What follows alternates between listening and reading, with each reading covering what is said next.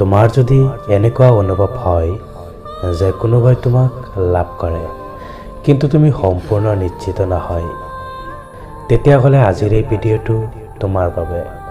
কাৰণ আজিৰ এই ভিডিঅ'টোত মই তোমালোকক এনেকুৱা তিনিটা ইংগিতৰ কথা ক'ম, যি তিনিটা ইংগিত যদি তুমি তেওঁৰ মাজত বিচাৰি পোৱা আৰু তেওঁৰ এই তিনিটা ইংগিতৰ ফলত তুমি গম পাবা যে তেওঁ তোমাক সঁচাকৈ ভাল পায়।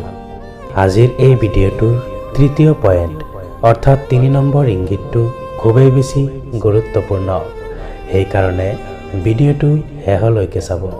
প্ৰথম ইংগিত চিৰিয়াছনেছ।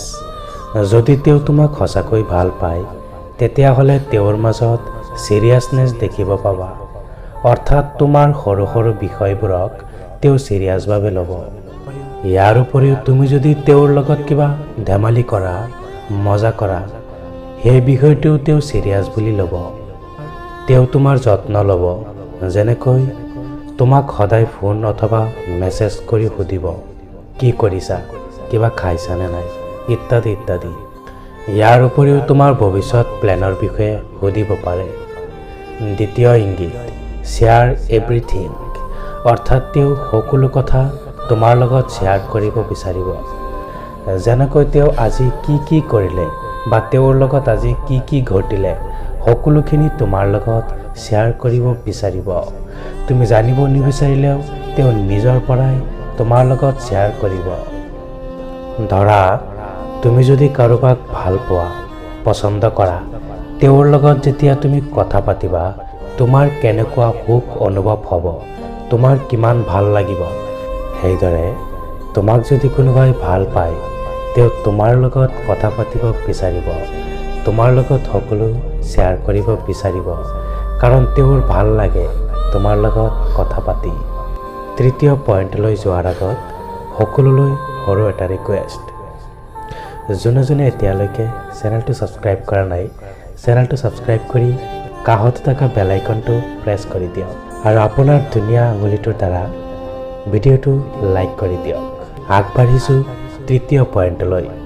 চোৱা, তুমি যদি ল'ৰা হোৱা আৰু তুমি যদি আন বেলেগ কোনোবা ছোৱালীৰ লগত কথা পাতা, বা তুমি যদি ছোৱালী হোৱা আৰু তুমি যদি বেলেগ কোনোবা ল'ৰাৰ লগত কথা পাতা, তেতিয়া তেওঁ জেলাছ ফিল কৰিব।